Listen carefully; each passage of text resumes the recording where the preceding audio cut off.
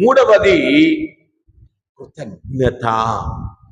చేసిన మేలులకు కృతజ్ఞత, పొందిన మేలులకు కృతజ్ఞతగా నీవు నేను ఉండాలి. అది లూకాసు సువార్త 10వ అధ్యాయం 21వ వచనం.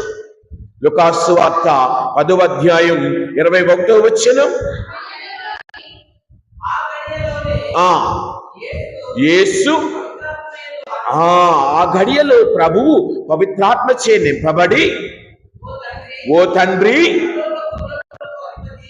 పరలోక భూలోకములకు అధిపతివైన ఓ తండ్రి నీకు వందనములు అంటున్న తర్వాత వచ్చిన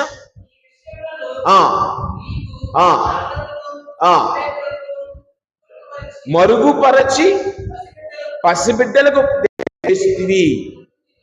నీకు వందనములు అని యేసు ప్రభువే తండ్రికి వందనాలు చెల్లిస్తున్నాడు.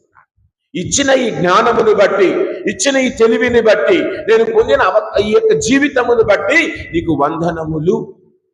గమనించండి, ఇదే విషయాన్ని మనము వేరే కూడా చదువుతూ ఉంటాం.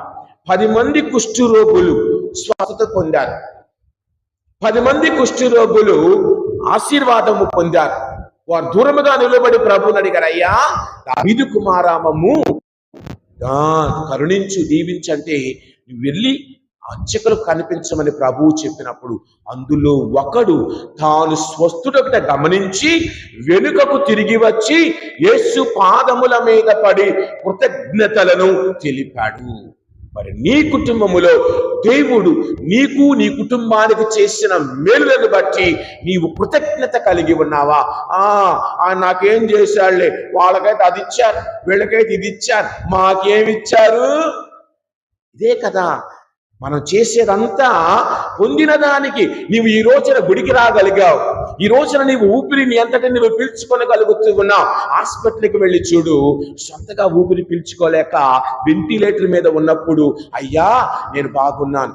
ఆసుపత్రికి వెళ్ళి చూడు, కాళ్ళు లేని వాడి దగ్గర నేను నడవగలుగుతున్నాను, నా అంతటా నేను వేరే వాడి సహాయము లేకుండా అని నీవు ఊహించగలిగితే అదే నీ జీవితంలో పొందిన గొప్ప మేలు.